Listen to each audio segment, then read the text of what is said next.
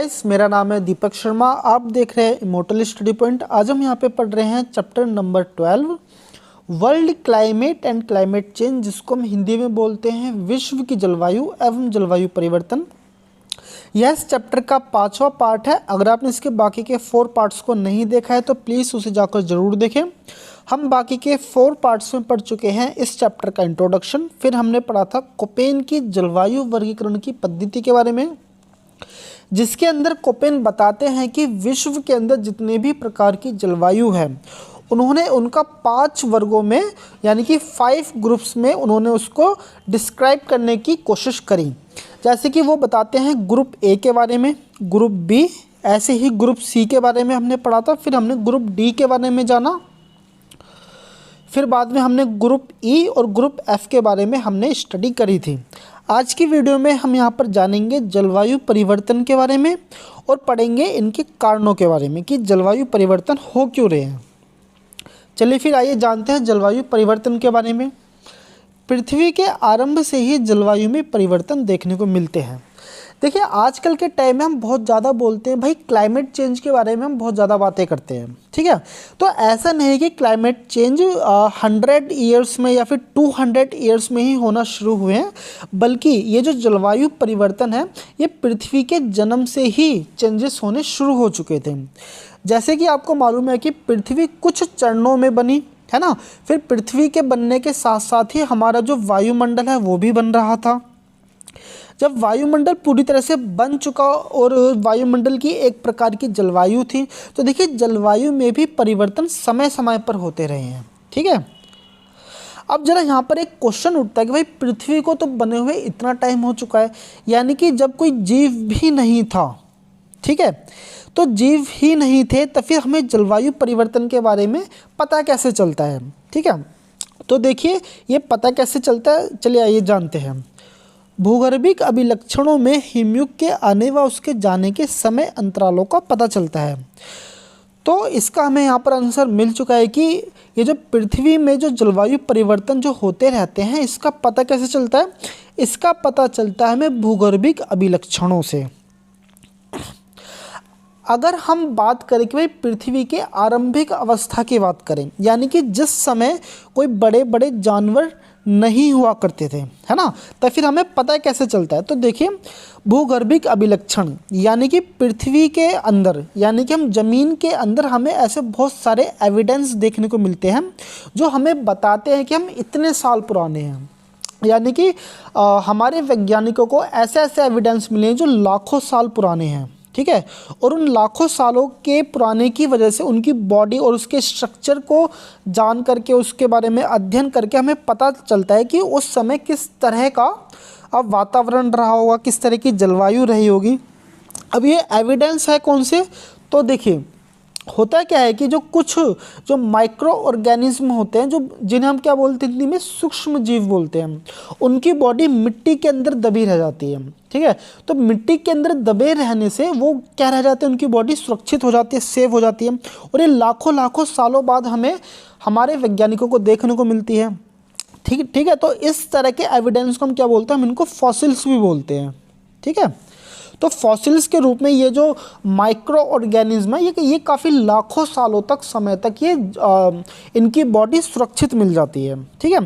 तो इन्हीं के ऊपर ही क्या बोलते हैं रिसर्च करने से, इनके ऊपर ही रिसर्च करने से हमें हिमयुगों के बारे में पता चलता है, ठीक है। चलिए फिर आगे बढ़ते हैं। भारत में भी आर्द्र एवं शुष्क युग आते जाते रहे हैं। तो देखिए अगर हम भारत की भी जलवायु की बात करें तो भारत की जलवायु भी स्थिर नहीं रही है, बल्कि भारत की जलवायु में भी परिवर्तन देखने को मिले। जैसे कि भारत की जलवायु में आर्द्र जलवायु भी देखने को मिलती है, हमें शुष्क जलवायु भी देखने को मिलती है। मैं आपको यहाँ पर बता देता हूँ, आर्द्र जलवायु को इसको हम इंग्लिश में बोलते हैं ह्यूमिडिटी, ठीक है। और शुष्क को आप तो जानते हैं, इसको हम क्या बोलते हैं, हम इसको ड्राई बोलते हैं, यानी कि ड्राई क्लाइमेट बोलते हैं हम इसको, ठीक है। चलिए फिर अब हम यहाँ पर जानते हैं कि भारत में आर्द्रता और शुष्क वाली जलवायु कैसी रही है। ये मैंने आपके सामने कुछ एग्जांपल्स दे रखे हैं। पुरातत्व खोजें दर्शाती हैं कि 8000 साल ईसा पूर्व राजस्थान की जलवायु आर्द्र एवं शीतल हुआ करती थी। भाई देखो, अगर हम अभी की बात करें तो अभी हम विगत 100 सालों से बात करें या फिर 200 सालों से बात करें तो हम सब जानते हैं कि जो राजस्थान की जलवायु कैसी है, बिल्कुल ही शुष्क जलवायु है। यहाँ पर बल्कि टेम्परेचर यहाँ पर बहुत ज़्यादा हाई देखने को मिलता है ना। यहाँ पर वर्षा हमें बहुत ज़्यादा कम मात्रा में देखने को मिलती है, बहुत ही कम मात्रा में होती है, लिमिटेड मात्रा में राजस्थान में वर्षा होती है। लेकिन अगर हम बात करें राजस्थान की 8000 साल पूर्व की बात करें, यानी आज से 8000 साल पहले की बात करें, तो राजस्थान में पहले बहुत ज़्यादा वर्षा हुआ करती थी। ठीक है, यानी कि जो राजस्थान की जलवायु कैसी थी, आर्द्र थी। आर्द्र का मतलब यहाँ पे वर्षा अच्छी खासी मात्रा में हुआ करती थी। और यहाँ की जलवायु कैसी थी, ठंडी जलवायु थी यहाँ पे। लेकिन आज के टाइम पे यहाँ की जलवायु किस तरह से हो चुकी है, आपको मालूम ही है, बहुत ज़्यादा गर्म इसकी जलवायु है। आर्द्र जलवायु तो है ही नहीं। यहाँ पर आर्द्रता के नाम पर यहाँ पर जो वर्षा होती है वो बहुत ज़्यादा निम्न और बहुत ज़्यादा न्यून मात्रा में यहाँ पर वर्षा होती है।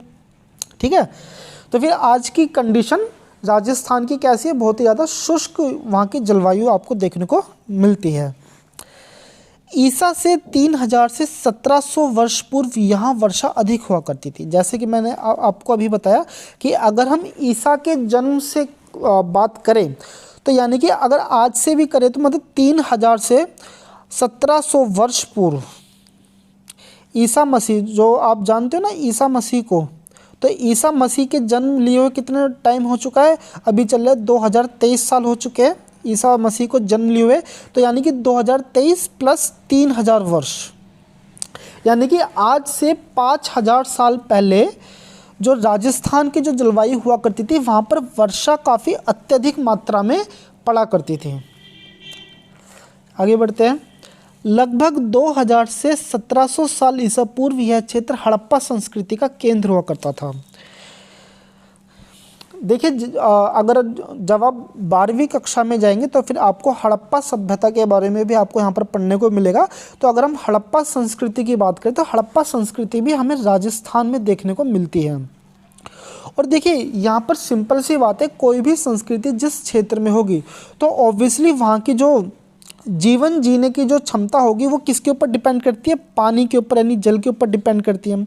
और उस समय राजस्थान में अगर हम उसकी जलवायु की बात करें तो राजस्थान की जलवायु किस तरह की हुआ करती थी, आर्द्र जलवायु हुआ करती थी। ठीक है, चलिए फिर जब वहाँ पे आर्द्र जलवायु हुआ करती थी तभी वहाँ पर हड़प्पा संस्कृति पैदा हुई थी, उत्पन्न हुई थी। और जैसे जैसे यहाँ पर शुष्क दशाएं बढ़ती चलेगी तो वैसे वैसे हड़प्पा संस्कृति भी यहाँ से उखड़ती चलेगी और पूरी तरह से ख़त्म हो गई। देखिए, अगर हम किसी भी संस्कृति की बात करें, कोई भी संस्कृति का जो जनन क्षेत्र होता है, यानी कि कोई भी संस्कृति जिस जगह पर पैदा होती है वहाँ पर कुछ क्लाइमेटिक कंडीशन कैसी होनी चाहिए, अच्छी क्लाइमेटिक कंडीशन होनी चाहिए। जैसे कि वहाँ पर पानी की मात्रा अच्छी खासी होनी चाहिए। जब पानी की मात्रा होगी तब वहाँ पर क्या होगी, कृषि होगी, है ना। यानी कि वहाँ पर पानी होगा और अगर खाद्य सामग्री होगी, मिट्टी अच्छी होगी, तभी वहाँ पर किसी भी प्रकार की संस्कृति पैदा हो पाएगी, सर्वाइव कर पाएगी। ठीक है, चलिए फिर लगभग 50 से 30 करोड़ वर्ष पहले भूवैज्ञानिक कैम्ब्रियन, ऑर्डोविशियन और सिलेरियन युगों में पृथ्वी गर्म थी। तो देखो, अगर हम यहाँ पर पृथ्वी के आरंभ की जब हम बात करते हैं तो देखिए, भूवैज्ञानिक जो काल रहे, जैसे हमारे कैम्ब्रियन काल रहे हैं, ठीक है, सिल्यूरियन काल रहे, ऑर्डोविशियन काल रहे, तो ये एक तरह के युग थे। इन युगों के दौरान पृथ्वी का जो टेम्परेचर था वो बहुत ज़्यादा क्या था, पृथ्वी गर्म थी। पृथ्वी इतनी ज़्यादा गर्म थी कि यहाँ पर किसी भी तरह का जो जीवन था वो एक तरह से असंभव मात्र था। ठीक है, पृथ्वी के ऊपर जो जीवन की जो उत्पत्ति हुई है वो उत्पत्ति कब हुई है, जब पृथ्वी पूर्णतः ठंडी हो चुकी थी। ठीक है, आपको मालूम है कि पृथ्वी पहले किस तरह से थी, ये पूरी तरह से मेल्टेड अवस्था में थी। ठीक है, पूरी तरह से कैसे थी, मेल्टेड अवस्था में। यहाँ पे सिर्फ और सिर्फ ज्वालामुखी हुआ करते थे। जैसे जैसे ठंडी हुई तो वैसे वैसे जीवन की भी यहाँ पर उत्पत्ति होने लगी धीरे धीरे करके। चलिए फिर आगे बढ़ते हैं। अंतिम प्रमुख हिमयुग आज से 18,000 वर्ष पूर्व था। ठीक है, अगर हम यहाँ पर अंतिम युग की हिमयुग की बात करें तो इसका जो टाइम पीरियड था वो कितना था, 18,000 साल पहले तक का इसका टाइम युग था। वर्तमान हिमयुग आज से 10,000 साल पहले शुरू हुआ था।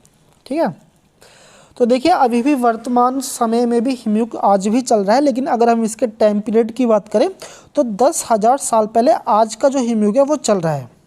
ओके, तो फिर यानी कि इतने सारे तथ्यों से यहाँ पर साबित होता है कि जो जलवायु जो परिवर्तन है वो कोई आज से 100 साल या 200 साल की घटना नहीं है, बल्कि ये कब की घटना है, जब से पृथ्वी बनी है। ठीक है, पृथ्वी के बनने से ही उसके कुछ समय बाद से ही जलवायु परिवर्तन हमें समय समय पर देखने को मिलते हैं। चलिए फिर अब हम यहाँ पर जानते हैं अभिनव पूर्व काल में जलवायु, यानी कि आज से हम 100 या 200 साल की जलवायु के डेटाबेस के बारे में हम यहाँ पर जानेंगे। जैसे कि आज के टाइम का जो समय चल रहा है वो 2023 चल रहा है, तो हमारे पास जो डेटा है वो विगत 100 सालों का डेटा है, जिसके अंदर हम 1990 की शुरुआत से जानेंगे। 1901 से जानने का कुछ ज़्यादा खास मतलब रह नहीं जाता। ठीक है, चलिए फिर जानते हैं। 1990 के दशक में शताब्दी का सबसे गर्म तापमान, विश्व में सबसे भयंकर बाढ़ों को दर्ज किया गया है। देखिए 1990 के दशक के अंदर सबसे ज़्यादा आपको गर्म तापमान देखने को मिलता है, यानी कि शताब्दी बोले तो क्या 100 साल। ठीक है, अगर हम विगत 100 सालों की बात करें तो 100 सालों में सबसे गर्म तापमान हमें 1990 के दशक में देखने को मिलता है, और ये वही समय था जब विश्व में सबसे भयंकर बाढ़ भी यहाँ पर दर्ज किए गए थे। जैसे कि सहारा मरुस्थल के दक्षिण में स्थित साहिल प्रदेश है। देखिए सहारा मरुस्थल के अंदर एक छोटा सा क्षेत्र है जिसको हम क्या बोलते हैं, साहिल प्रदेश है। यहाँ पर 1967 से 1977 के दौरान एक विनाशकारी सूखा ही एक परिवर्तन था। अगर हम 1967 से लेकर 1977 यानी कि इन 10 सालों के अगर हम डेटाबेस की बात करें तो सहारा मरुस्थल में एक प्रदेश है छोटा सा साहिल प्रदेश, यहाँ पर विश्व में सबसे बड़ा सूखा पड़ा। ठीक है, विश्व में सबसे बड़ा सूखा पड़ा यहाँ पर, यानी कि ये इंडिकेट करता है कि यहाँ पर जो जलवायु जो परिवर्तन वो एक बहुत ही बड़ी मात्रा में हमें देखने को मिला था। 1930 के दशक में यूएसए के सबसे बड़े मैदान के दक्षिण पश्चिम भाग में, जिसे धूल का कटोरा कहा जाता है, वहाँ भीषण सूखा पड़ा। तो देखिए वहीं अगर हम सूखे की अगर हम बात करें तो 1930 में यूएसए में एक जगह है दक्षिण पश्चिमी भाग में जिसको हम क्या बोलते हैं, धूल का कटोरा कहते हैं। वहाँ पर विश्व में भी वहाँ पर सबसे बड़ा भीषण सूखा पड़ा था। ठीक है, ये 1930s की बात हो रही है। और वहीं अगर 1967 में अगर हम बात करें तो ये जो सूखा पड़ा था साहिल प्रदेश में पड़ा था। 1930 के दशक में 1930s के अंदर विश्व में जो सबसे बड़ा जो सूखा पड़ा था वो पड़ा था अमेरिका के अंदर। चलिए आगे बढ़ते हैं। इन जलवायु परिवर्तनों के चलते बड़े पैमानों पर लोगों ने एक जगह से दूसरी जगह प्रवास किए। देखिए आज के टाइम में तो टेक्नोलॉजी काफ़ी ज़्यादा उन्नत है, लेकिन इतनी भी ज़्यादा उन्नत नहीं है कि हम डायरेक्टली हम नेचर से फाइट कर सके। ठीक है, आज भी हम नेचर से फाइट नहीं कर सकते। ठीक है, तो फिर अगर हम जलवायु परिवर्तन की अगर हम बात करते हैं तो जलवायु परिवर्तनों की वजह से लोगों ने बहुत बड़े मास लेवल पर क्या किया है, इमिग्रेशन किया है, यानी कि एक जगह से दूसरी जगह गए। जैसे कि अगर हम अभी एग्जाम्पल की बात करें तो उत्तराखंड के अंदर इस तरह से बहुत सारे हमें इमिग्रेशन देखने को मिलते हैं। जैसे कि अगर हम केदारनाथ की घटना के बारे में बात करें या फिर उत्तराखंड में समय समय पर वहाँ पर लैंडस्लाइड होते रहते हैं, है ना, जिसकी वजह से वहाँ पर लोगों को क्या करना पड़ता है, इमिग्रेशन करना पड़ता है। तो फिर जलवायु परिवर्तन के कारण की वजह से लोगों ने समय समय पर बहुत बड़ी मात्रा में इमिग्रेशन किया है। यूरोप अनेक बार शुष्क, आर्द्र, शीत एवं उष्ण दौर से गुजरा है। अगर हम यहाँ पर यूरोप की भी बात करें तो यूरोप के अंदर भी बहुत ज़्यादा मात्रा में जलवायु परिवर्तन हुए हैं। जैसे कि यूरोप ने सूखे की मार झेली है। ठीक है, शुष्क मौसम देखा है इसने ह्यूमिडिटी देखी यानी आर्द्रता मौसम देखा है, इसने ठंड का मौसम देखा और साथ में उष्ण यानी कि गर्म मौसम भी इसने देखा है। चलिए आगे बढ़ते हैं। जैसे कि यूरोप ने 1550 से 1850 के दौरान लघु हिमयुग का अनुभव किया था। ठीक है, यानी कि यूरोप के अंदर वो समय यानी कि 1550 से लेकर 1850 तक यूरोप में सबसे ज़्यादा ठंड पड़ी थी। ठीक है, वहाँ पर जो टेम्परेचर था वो बहुत ज़्यादा ही माइनस में चला गया था। चलिए आगे बढ़ते हैं। 1885 से 1940 तक विश्व के तापमान में वृद्धि दर्ज की गई थी। वैसे तो देखा जाए तो अभी भी 2023 में, अभी हम यहाँ पर वीडियो शूट कर रहे हैं, तो 2023 में भी कुछ हालात ज़्यादा अच्छे नहीं हैं।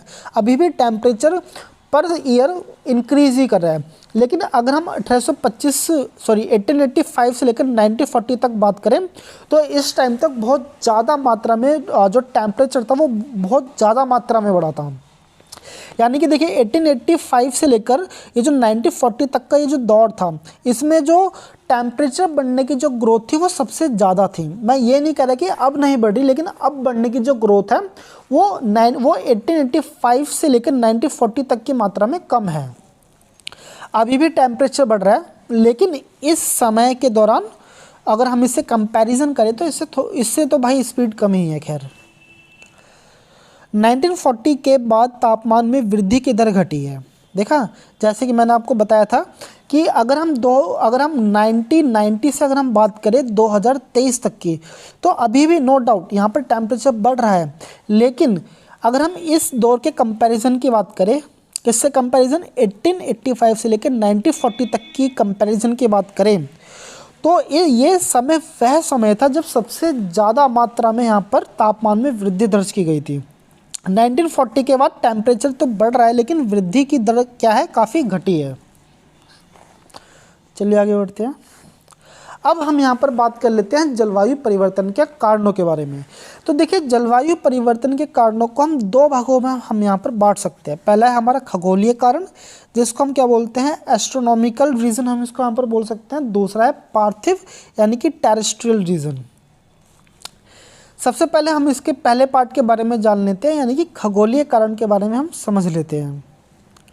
तो देखिए, खगोलीय कारण के विषय में यहाँ पर एक जो पॉइंट आता है उसको हम बोलते हैं सौर कलंक। ठीक है, सौर कलंक कैसा दिखता है मैं आपको ये यहाँ पर एक फ़ोटो के माध्यम से दिखा देता हूँ। देखिए, ये है सूर्य की एक इमेज, सन के बीच में आपको ये जो ब्लैक स्पॉट देखने को मिल रहे हैं, ये वाले ब्लैक स्पॉट, इन्हीं ब्लैक स्पॉट को हम क्या बोलते हैं, सौर कलंक बोलते हैं। अब ज़रा आप इनकी थोड़ी सी खासियत भी सुन लीजिए। देखिए, ये जो सौर कलंक होते हैं, इनके अंदर ये जो आप जो काले धब्बे देख रहे हैं, इसके अंदर टेम्परेचर कम होता है। ठीक है, टेम्परेचर कम होता है किसके अकॉर्डिंग, जो सन का जो दूसरी ये जो पार्ट है, ये जो बाहर के, ये जो आप ब्लैक से जो बाहर के पार्ट देख रहे हो, यहाँ पर आउटर साइड पर टेम्परेचर क्या होता है, ज़्यादा होता है। और वहीं अगर हम इन ब्लैक स्पॉट्स की बात करें तो इन ब्लैक स्पॉट्स में टेम्परेचर होता है कम, जिसकी वजह से यहाँ पर काले धब्बे पड़ जाते हैं। ठीक है, अब हम यहाँ पर जानेंगे कि भाई ये सौर कलंक यानी कि सूर्य में ये जो काले धब्बे, इन काले धब्बों से हमारे जलवायु पर क्या प्रभाव पड़ते हैं। चलिए पहले हम सबसे पहले इसकी डेफिनेशन को हम यहाँ पर पढ़ लेते हैं। मैंने आपको यहाँ पर शॉर्ट पे बता दिया था, जब सूर्य के किसी भाग का ताप अन्य भागों की तुलना में कम हो जाता है तो धब्बे के रूप में दिखता है, इसे सौर कलंक कहते हैं। ठीक है, जैसे कि मैंने आपको यहाँ पर बताया था कि जब सूर्य के किसी भी भाग पर टेम्परेचर थोड़ा सा भी घट जाता है, यानी कि इसके आउटर भाग में, इस वाले पार्ट में, ठीक है, जब इसके इस वाले पार्ट के अंदर, जब मैं आपको बताता हूँ, अभी रुकिए एक मिनट। ठीक है, जब इसके इस वाले पार्ट पर टेम्परेचर ज़्यादा होता है और इसके कहीं पे भी पार्ट पर हल्का सा भी टेम्परेचर कम हो जाता है, तो वहाँ पर एक ब्लैक स्पॉट पड़ जाते हैं। ये ब्लैक स्पॉट दर्शाते ये हैं कि इस वाले जगह पर टेम्परेचर कम है अंदर की तरफ, और यहाँ पर इसकी तुलना में ऑब्वियसली ज़्यादा है। ठीक है, तो सूर्य पे ब्लैक स्पॉट किस वजह से पड़ते हैं, टेम्परेचर के घटने की वजह से ये ब्लैक स्पॉट पड़ते हैं। चलिए आगे बढ़ते हैं। और इन ब्लैक स्पॉट को क्या बोलते हैं हम, सौर कलंक यानी कि सनस्पॉट हम इसको बोलते हैं। सूर्य धब्बा चक्र में 11 से 21 वर्षों के अंतराल में परिवर्तन होता रहता है।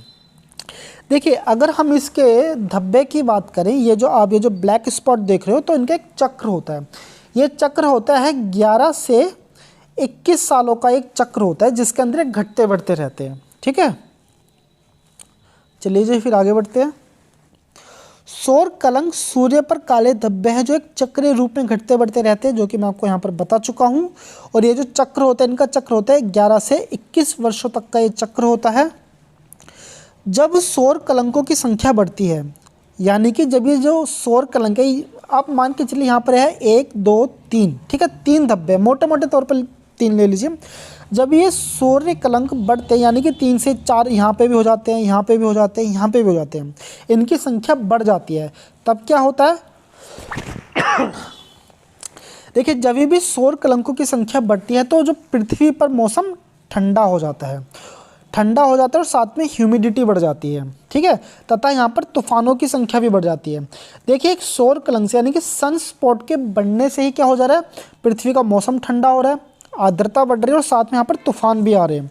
अब जरा सोचिए कि पृथ्वी में इस तरह के बड़े ये जो जलवायु परिवर्तन हो क्यों रहे हैं, क्योंकि भाई देखो, जब ये ब्लैक स्पॉट्स ज़्यादा बढ़ेंगे तो ऑब्वियसली जो सूर्य की जो पावर है वो घटेगी, है ना। जब सूर्य की पावर घटेगी तो पृथ्वी के ऊपर जो सूर्य तप पहुँचेगा वो सूर्य तप भी क्या होगा, प्रभावित होगा, यानी पृथ्वी के ऊपर जो सूर्य तप जो पहुँचेगा वो कम पहुँचेगा, जिसकी वजह से पृथ्वी का टेम्परेचर कैसा हो जाएगा, ठंडा हो जाएगा, ठीक है। तो मैं उम्मीद करता हूँ कि आपको यहाँ पर समझ में आ गया होगा, सौर कलंक के बारे में आपको अंडरस्टैंडिंग हो गई होगी। चलिए फिर आगे बढ़ते हैं। चलिए, अभी तो हम यहाँ पर बात कर रहे थे कि भाई जब सूर्य के सरफेस के ऊपर जब ये ब्लैक स्पॉट्स पड़ेंगे तो क्या क्या होगा, पृथ्वी का टेम्परेचर ठंडा हो जाएगा, है ना, हमने ये सब चीज़ें पढ़ी थी। अब हम यहाँ पर जानते हैं कि जब ये ब्लैक स्पॉट्स कम हो जाएंगे तब क्या होगा, तो सिंपल सी बात है, जब ये ब्लैक स्पॉट्स कम होंगे तो सूर्य की जो सूर्य तप है, यानी जो एनर्जी है वो क्या हो जाएगी, इंक्रीज हो जाएगी, है कि नहीं है। तो सूर्य तप बढ़ जाएगा, तो सूर्य तप के बढ़ने से क्या होगा, पृथ्वी के ऊपर गर्मी बढ़ जाएगी, ठीक है। गर्मी बढ़ेगी तो क्या बढ़ेगा, इसकी पृथ्वी के ऊपर शुष्कता यानी कि जो ड्राइनेस है वो भी बढ़ जाएगी, ठीक है जी। तो और जब सौर कलंक की संख्या बढ़ती है, माफ़ कीजिएगा, सौर कलंक की संख्या घटती है तब गर्मी तथा शुष्कता भी बढ़ती है, जैसे कि मैंने आपको यहाँ पर बताया था। अब इसी के अंदर, यानी कि अभी हम इसका कौन सा पार्ट पढ़ रहे थे, हम यहाँ पर पढ़ रहे हैं खगोलीय कारण के बारे में।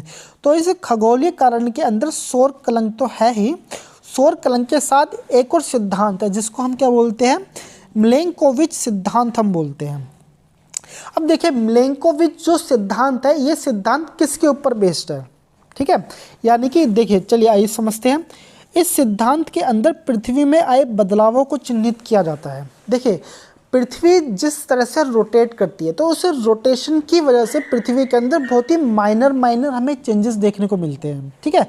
अब वो चेंजेस कौन से होते हैं, चलिए आइए।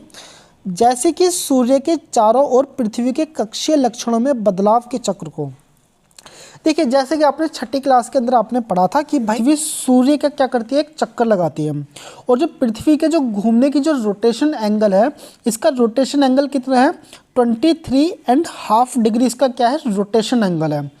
तो इस रोटेशन एंगल पर क्या करती है, पृथ्वी सूर्य का चक्कर लगाती है। होता क्या है कि पृथ्वी जब ये परिक्रमा करती है तो इसमें हल्के हल्के से बहुत ही एकदम माइनर चेंजेस आते हैं, ठीक है, यानी कि इसकी रोटेशन पे बहुत ही माइनर चेंजेस देखे गए हैं।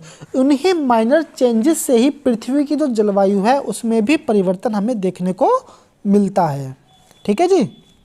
चलिए फिर आगे बढ़ते हैं। पृथ्वी की डगमगाहट तथा पृथ्वी के अक्षीय झुकावों में परिवर्तन का अनुमान लगाना। देखिए, ऐसा है कि पृथ्वी के अंदर कई बार आपको अनस्टेबिलिटी भी देखने को मिलती है, ठीक है। जब पृथ्वी अपने अक्ष पर जब घूमती हुई जब झुकती है, जैसे कि आपको मालूम है कि पृथ्वी अपने एक अक्ष पर झुकती है ना, पृथ्वी का अक्ष कुछ इस तरह से होता है। तो पृथ्वी एक कोण बना करके चलती है, जिसकी वजह से पृथ्वी कभी कभार अनस्टेबिलिटी भी हल्की फुल्की देखी गई है। इस अनस्टेबिलिटी से भी हमें जलवायु में परिवर्तन देखने को मिलता है, ठीक है। ये सभी कारक सूर्य से प्राप्त होने वाली सूर्य तप में परिवर्तन ला देते हैं, जिससे जलवायु में भी परिवर्तन देखने को मिलता है। चलिए जी फिर आगे बढ़ते हैं। जलवायु में परिवर्तन का अन्य कारण ज्वालामुखी की क्रिया का घटित होना भी है। ठीक है। अब देखिए होता क्या है कि जलवायु में परिवर्तन ज्वालामुखी की क्रिया से कैसे हो रहा है। तो देखिए होता क्या है कि मान के चलिए ये है हमारा जलवायु, ठीक है। जलवायु जब विस्फोट होता है तो इसका जो शेप है वो कुछ इस तरह से हो जाता है, ठीक है। यानी कि ये कुछ इस तरह से यहाँ पर ये गड्ढा सा बन जाता है। और ये गड्ढा कब बनता है, जब इसमें से ज्वालामुखी विस्फोट होता है। तो ज्वालामुखी विस्फोट हो जाने के कारण इस ज्वालामुखी से कई तरह की गैसें निकलती हैं, ठीक है। कई तरह की गैसें निकलती हैं और साथ में बहुत मात्रा में राख निकलती है, ठीक है। अब ये जो होती क्या है, ये सारी गैसें और प्लस राख ये दोनों मिलकर के उस जगह पर मान के चलिए ये पूरा एरिया, इस पूरे एरिया के वायुमंडल में फैल जाती है, ठीक है। और वायुमंडल में फैलने के कारण ये जो सूर्य से जो मिलने वाली जो ऊर्जा होती है, इस पूरी ऊर्जा का काफ़ी प्रतिशत तक जो भाग होता है वो उसको रोकने में कामयाब हो जाती है, जिसकी वजह से यहाँ का जो जलवायु है वो पूरी तरह से चेंज हो जाती है कुछ समय के लिए, ठीक है। क्योंकि ये जो ज्वालामुखी से ये जो निकली हुई जो राख है, ये जो गैस है, ये काफ़ी समय तक हमारे वायुमंडल के अंदर विद्यमान रहती है, जिसकी वजह से ये जो हमारे जो सूर्य की जो किरणें हैं वो ज़मीन पर नहीं आ पाती है, जिसकी वजह से टेम्परेचर में आपको बदलाव देखने को मिलता है, आपको वहाँ की जलवायु में आपको चेंजेस देखने को मिलते हैं, ठीक है। चलिए इसको समझ लेते हैं। ज्वालामुखी विस्फोट के दौरान वायुमंडल में बहुत अधिक मात्रा में एरोसेल की उपस्थिति बढ़ जाती है। ये एरोसेल क्या है, ये एरोसेल वही है कि जो जलवायु में जब ज्वालामुखी फटती है तो इसमें से जो धूल बहुत मात्रा में निकलती है, कई सारी गैसेस बहुत मात्रा में निकलती है, इसी को ही हम एरोसेल कहा गया है यहाँ पर। चलिए फिर आगे बढ़ते हैं। ये एरोसेल बहुत लंबे समय तक वायुमंडल में विद्यमान रहते हैं, जिसके कारण वहाँ पर सूर्य तप की मात्रा घट जाती है। तो आज की वीडियो होती है यहाँ पर ख़त्म। आपको वीडियो यहाँ पर कैसी लग रही है आप मुझे कमेंट करके बताइए। चैनल को कर दीजिए सब्सक्राइब। तो फिर इसके जलवायु परिवर्तन के अन्य कारणों को हम इसकी लास्ट वीडियो में हम यहाँ पर पढ़ेंगे। तो फिर यहाँ तक वीडियो देखने के लिए धन्यवाद।